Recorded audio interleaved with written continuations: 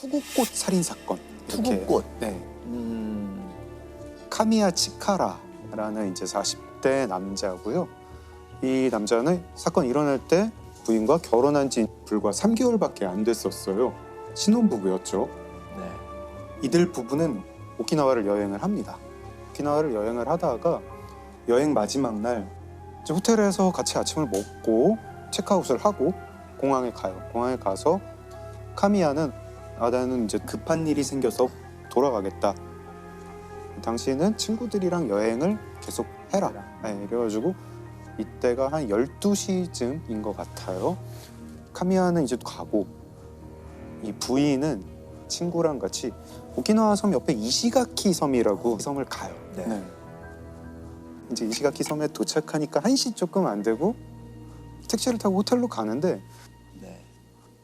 거기서부터 이 카미야의 젊은 부인이 좀 상태가 안 좋아져요. 막 땀을 막 흘리고 뭐 좀 약간 호텔에 가서는 급격히 상태가 안 좋아져가지고 막 구토를 하려고 하고 약간 마비 증상이 오는 것 같고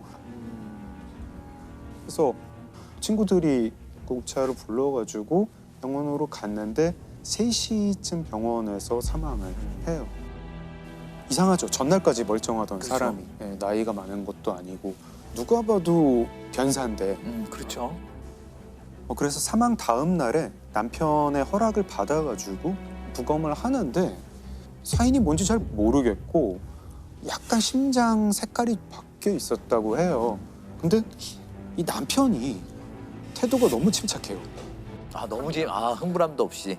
그리고 이 남편이 이제 이 법의학자분한테 한 이상한 말 중에 장기를 다 제자리에 두셨나요? 이런 게 물어봤다고요. 장기를 다 제자리에 두셨나요? 예. 이게 남편이 아내 부검 뒤에 법의학자한테 할 말이 좀 이상한데. 아니잖아요. 뭐 그런 건 묻지 않죠. 예. 부검이라는 행위는 정확한 사인을 찾기 위해서는 장기에 대해서는 얼마든지 손을 대거든요. 근데 대신 외형적으로는 깔끔히 마무리해 주십시오. 이런 부탁은 해요. 네. 네. 그래서 이 법의학자분이 그 부검 보고서에는 그냥 급성 심근경색이라고 쓰는데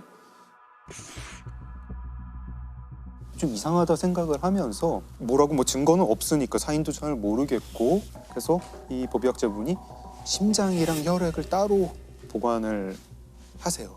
검사용 말고 따로 네. 내가 또 보관을 한 네, 거죠. 보관을 했습니다.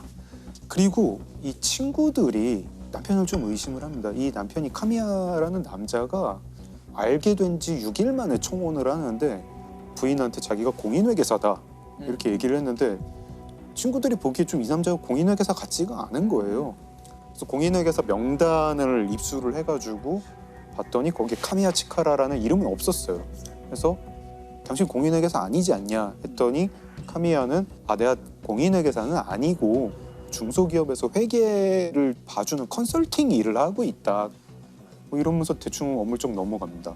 그리고 좀 으스스한 게 카미야가 집에서 자기가 영양제를 만드는 사람이었어요. 자기가 영양제를 만들어서 부인한테 맨날 먹였어요. 그러니까 이거 좀 이상하죠. 그래서 친구들이 경찰에도 이거를 제보를 하고 언론사에도 제보를 하고 보험회사에도 연락을 합니다. 혹시 이 사람 생명보험 든 거 없냐? 카미야는 처음에는 자기가 보험 든 게 없다고 했는데 나중에 보니까 있었어요. 있었고 아내 이름으로. 아내 이름으로. 액수가 너무 컸어요. 1억 엔이 넘는 수령액을 받게 돼 있는데 이게 1986년 일이었으니까 당시 환율로 한국 돈 10억 원에 해당하는 돈을 받게 될 예정이었고 그러니까 지금의 가치로 따지면 한 30억 정도 된다고 해요. 너무 의심스럽잖아요. 모든 게 다 인정하게 있을 것 같은데. 네. 그래서 언론사가 먼저 취재를 합니다. 이 카미야 치카라라는 사람 주변을 보다 보니까 이 사람이 결혼 이번이 사실 3번째였는데 앞에 부인, 그 앞에 부인도 다 심근경색으로 사망했어요.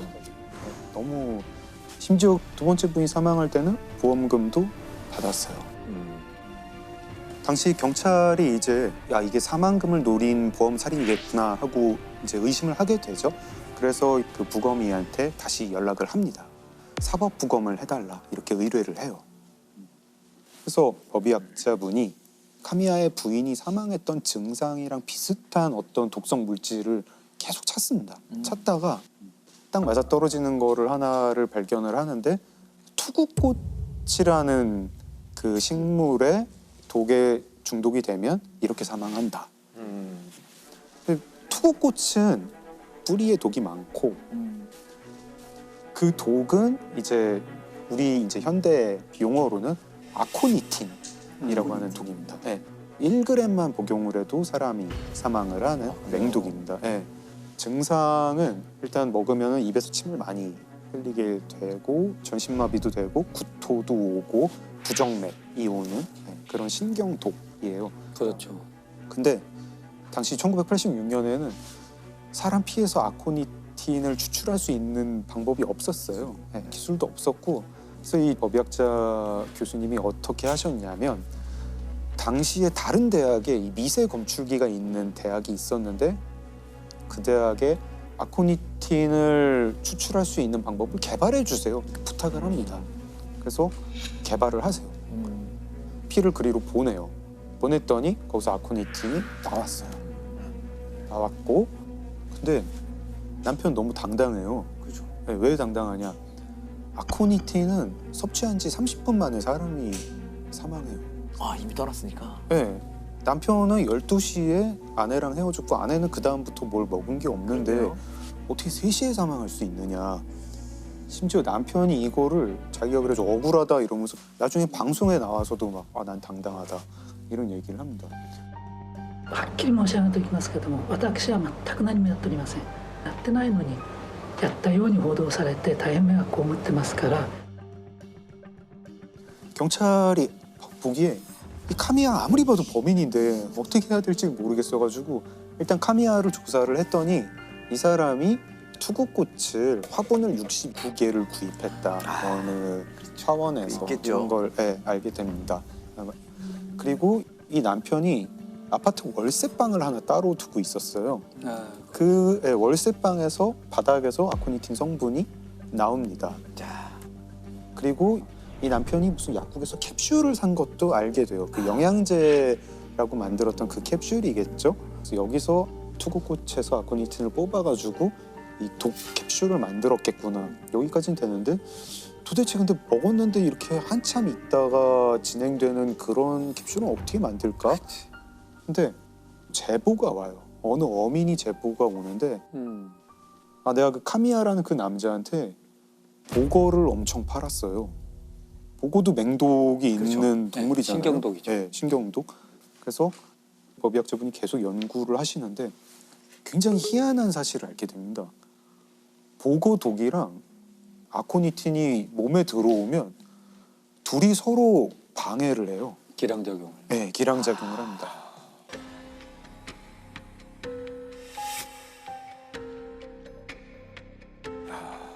보고독은 아코니틴 독을 방해를 하고 아코니틴 독은 보고독을 방해를 해서 둘 다 원래 먹으면 그냥 바로 응급실 행인데 서로의 기능을 방해하는 거군요. 서로가. 서로의 기능을 방해를 합니다.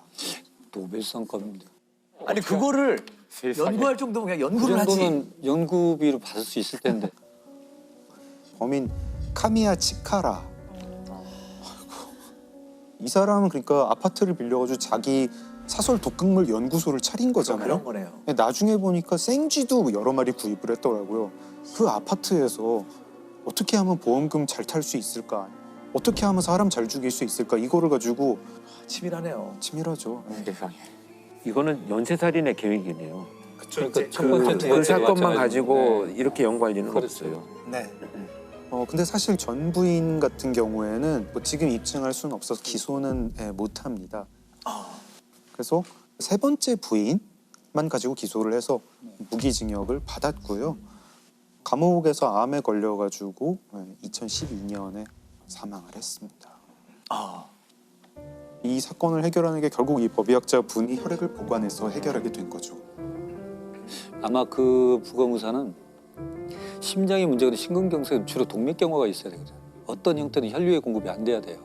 근데 젊은 여성들은 에스트로겐이나 호르몬이 있기 때문에 심근경색이 올 일이 없어요. 동맥경화가 막아져요. 그러다 사건이 풀리게 돼요. 그러니까 젊은 여성의 심근경색이 이해가 안 되니까 네. 보관을 다 해놓은 거예요. 이거 관상동에도 이상하다. 깨끗하고.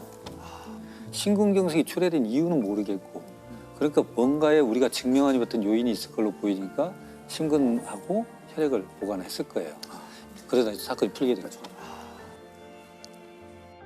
진정한 법의학자의 정말 그 열정이네요. 그렇죠. 네. 그러니까 항상 의심하는 자세. 네. 오. 2009년 4월에 서울 관악구에서 발생한 사건인데요. 한 다세대 주택 지하에서 밤늦게 노파가 살해된 채로 발견이 됩니다. 발견 당시에 이제 그 출입문은 시정 장치가 반쯤 걸쳐 있었어요. 그러니까 잠기지도 않고 열리지도 않고 반쯤 걸쳐 있는 상태로 최초에 발견이 됐고요. 피해자는 이제 혼자 살고 계시는 이 노파였었는데 방 한가운데서 이불이 한 절반쯤 덮여 있고 잠자고 있던 매트에서 조금 벗어난 상태로 발견이 됩니다. 근데 이 사건에서는 특이한 점이 뭐냐면 첫 번째로 이 사망한 노파의 몸 위에 흰색 가루가 가득 덮여져 있었어요. 흰색 가루. 흰색 가루가. 이 흰색 가루를 확인을 해보니까 거기에 있던 밀가루와 설탕이 있었는데 그러니까 그 집에 있는 물건으로 뿌려져 있다. 이것이 이제 확인이 되죠. 그 다음에 이제 그 침입을 하거나 도주를 했다면 당연히 나타나야 될 족 흔적이 나타나지가 않았습니다. 그래서 굉장히 좀 특이하죠. 그 다음에 이제 싱크대 위를 보니까 그 집에 쓰던 부엌칼이 하나 놓여 있었는데 깨끗하게 닦여져 있었어요. 그것을 수거해서 그 과학수사위원들이 확인을 해보니까 피해자의 DNA가 확보가 됩니다. 네. 그것이 범행 도구인 거죠. 그러니까 나름대로 뭔가 증거인멸을 하기 위한 노력들을 많이 했는데 그러다 보니 오히려 많은 행동의 특징들, 사실 증거 흔적들을 많이 흘려놓고 간 상황이거든요. 그런데 이제 특히 여기서 이상한 행동 중에 하나는 범죄 현장의 범행 도구를 가져가거나 인멸을 했었어야 되는데 깨끗이 닦아서 마치 아무 일도 없었듯이 놓고 간 점. 그리고 그 밀가루랑 설탕이 그 집에 있는 싱크대 밑에 우리가 이제 그 수납하는 장이 있잖아요. 그 장소에 놓여 있는데 조금 부자연스럽게 이렇게 흘려져 있는 상태로 발견이 됩니다. 그렇다면 범죄자의 행동은 그 긴박한 상황에 그 집에 있는 물건을 꺼내와서 뿌리고 다시 그대로 정리를 해놓고 갔다는 이런 의미가 되겠죠. 이상한. 그 사소하지만 한 가지의 그런 행동 흔적들이 몇 가지가 연결이 되면 전반적인 그 사람의 성향을 추론하는데 굉장히 큰 단서가 되기도 합니다. 그래서 이런 것이 종합적으로 봤을 때는 습관적으로 갖고 있는 정리정돈을 하는 행동 특성인데 사실 이게 좀 어떤 측면에서 보면 그거 하나 가지고 범죄자의 성향을 추론하느냐라고 하겠지만 순간적으로 긴장 상태에서 일어나는 어떤 행동들은 그 사람이 평상시 갖고 있는 습관들을 굉장히 많이 보여주는 단서가 되기도 하거든요. 그러니까 보통 긴장했을 때 무의식 속에서 몸에 밴 행동이 나온다는 거죠. 그래서 이 정리하고 간 행동들 이런 것들을 보면 상당히 좀 강박적인 성향을 갖고 있을 것이다. 이 강박적인 성향의 이제 기제는 불안이거든요. 불안도가 높다는 거예요. 그리고 보통 피해자의 집에 대한 피해자의 정보가 없다면 범죄자들은 굉장히 서둘러요. 그럼요. 근데 이렇게 차근차근 인멸하고 제자리에 자기 습성을 드러낼 정도 되면 더 이상 이 장소에는 누군가 이 시간대에 오지 않을 것이다라고 하는 정보를 알고 있다. 이런 이제 한 계단 한 계단씩 올라가는 이제 단서가 되기도 하죠. 그런데 이제 여기서 굉장히 중요한 것은 뭐냐면 바로 앞에 할머니 이 노파의 가방이 놓여 있었어요. 근데 이 가방 위에 흰 가루가 묻어 있습니다. 자, 그렇다면 이제 시간 순서가 우리 이제 배열이 되죠. 살인이 일어나고 그것을 은폐하기 위해서 밀가루가 뿌려지고 가방을 만졌다는데 그러면 몰래 가방에 있는 금품을 훔쳐가려고 하다가 깨어난 피해자를 살해했을 가능성이 이제 높다는 거예요. 결국은 이제 이 범행의 가장 큰 동기는 이제 금품 절취 또는 이제 강취의 목적을 갖고 있었다. 근데 혼란을 가져왔던 것 중에 하나는 부검을 해봤더니 시신에 무려 37군데가 찔리고 베인 상처들이 37군데. 나타납니다. 그런데 이제 피해자의 어떤 상태를 보면 일어나서 저항하거나 이런 흔적이 없어요. 그러니까 아주 저항이 없는 상태에서도 불구하고 37군데나 이 공격을 했다라고 하는 것이 기존에 이 피해자와 어떤 감정적인 교류들이 분명히 있었을 것을 예상을 하게 됩니다. 야, 근데 이거 뭐 범인 찾아내기가 되게 힘들 것 같은데 찾아냈나요? 네, 그래서 이제 경찰이 당연히 수사를 하고요. 사건이 발생했으니 이제 옆집에부터 가장 먼저 탐문을 해야 되겠죠. 그렇죠. 근데 옆집에서 거주하고 있는 사람들의 상황을 보니까 건축 노동 일을 하는 아버지와 아들 둘이 거주하고 있었습니다. 근데 이제 큰아들은 직장이 없이 혼자 집에서 주로 있었고, 둘째 아들은 이제 밤에 주점에서 이제 일을 하고, 그 당일날 그렇다면 사건이 발생하던 당일날 집에 누가 있었느냐 했더니 아버지와 이제 동생은 일을 하러 나갔고, 네. 아들만 큰아들만 집에 있었던 거죠. 집에 있었어요. 네. 그런데 이제 질문을 하는 과정에서 수상한 점을 포착을 합니다. 이 진술이 큰아들의 진술이 뭐냐면 당일날 사실은 내가 무서워서 말을 못했지만 밤늦게 PC방을 가려고 가다 보니 문이 반쯤 열려 있어서 할머니가 혼자 사시는데 왜 문이 열려 있는가 문을 열고 들어가 봤다는 거예요. 할머니가 피를 흘리고 쓰러져 있었고 그 위에 하얀 밀가루 같은 것이 뿌려져 있는 것을 내가 봤다는 거죠. 자세하네. 예. 20대 초반이었었는데 당시에 너무 놀라고 두려워서 자기는 그냥 의심받을까 봐 나왔다. 이렇게 주장을 합니다. 되게 수상하네요. 그렇죠. 경찰이 이제 이 수사를 진행하게 되는데 이제 시신에서 발견된 그 밀가루가 네. 큰아들의 집 입구에서도 발견이 됩니다. 미세량이. 어떻게 보면 굉장히 타당해요. 앞에 자기가 갔으니까. 들어가서 내가 봤다니까. 봤었다. 그리고 너무 놀라서 밟고 나온 것 같다. 라고 주장을 하니까 이건 사실 정황은 굉장히 의심이 이제 짙어지긴 하지만 이 증거로 활용하기는 굉장히 어려운 이제 상황이 되죠. 실제 무서워서 나왔나 보다 하는 거죠. 그냥. 그렇죠. 그것에 대해서는 뭐 입증할 방법은 없는 거죠. 그럼 일단 경찰이 의심이 되면 약간 물증을 찾아야 될 텐데요. 그래서 이제 경찰이 이제 이 집에 압수수색을 시작을 합니다. 압수수색을 시작을 하고 나서 발견한 게 뭐냐면 큰아들이 사용하는 책상, 서랍 속에서 검정색 장갑을 하나 발견하는데 이 장갑에서 피해자의 혈흔을 찾아요. 그래서 이제 일단은 아들을 체포를 하게 되죠. 그러면 범행을 저지른 이유가 뭐였나요? 정말 진짜 제가 그 자백을 받으면서도 어이가 없었던 것이 동생이 밤새 일을 하면서 이제 돈을 조금 주면 그 용돈을 가지고 PC방에 가서 이제 시간을 보내고 집으로 오는 이런 삶의 패턴을 갖고 있었는데 그날따라 이제 동생한테 돈을 받지 못합니다. 그래서 이제 PC방에 갈 돈이 없으니까 그 할머니의 돈을 절취하기 위해서 몰래 절취하기 위해서 이제 들어갑니다. 들어갔는데 지나가는 과정에서 이제 할머니가 잠을 깨요. 그러니까 이 얼굴을 알아보잖아요. 그렇죠. 얼굴을 알아본다는 이유로 느닷없이 이제 칼을 가져와서 무려 37차례나 찔러서 감정을 표출을 합니다. 그런데 이제 37번이라고 하는 무차별 공격에 대한 원인이 어디에 있었느냐. 경찰이 수사를 해보니까 조금 할머니가 왜 친절하게 대하지 않았다는 거죠. 이제 친절하게 안 한다는 생각은 이제 주관적인 자기가 경험하는 거죠. 그 자신이 주관적으로 경험하는 이런 분노들이 이제 형성이 되어 있었던 것으로 이제 추정이 됩니다. 어쨌든 이제 살인을 저지르고 나서 밀가루하고 설탕을 뿌리죠. 뿌리고 나서 이제 제자리에 갖다 놓고 결국은 가방에 있는 돈을 가져가는데 정말 이게 참 말씀드리기는 너무 화가 나고 안타깝고 그런 것이 그런 일을 저지르고 결국 가져간 돈은 700원이었습니다.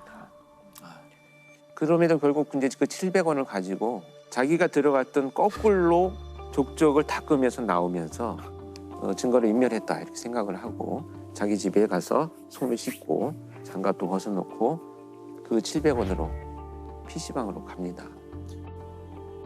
근데 밀가루를 왜 뿌리는 걸까요? 그러니까요. 밀가루 설탕. 자기는 제가 그래서 밀가루를 왜 뿌렸느냐 나중에 이제 자백을 한 이후에 물어봤더니 너무 심한 피 냄새가 나서 뿌렸다 이렇게 얘기를 하는데 사실 교수님도 짐작을 하셨겠지만 살인 현장에서 바로 그렇게 막 피 비린내가 나서 못 견딜 정도로 밀가루를 뿌리고 이런 정도는 아니거든요. 그래서 결국 이제 약간의 환치 같은 게 있어요. 그러니까 없는 냄새를 좀 맡는. 그러니까 불안이 굉장히 높은 망상들 그런 거죠. 결국 그렇게 해서 이제 자백을 받아가지고 사건이 해결된 이런 사례가 되겠죠.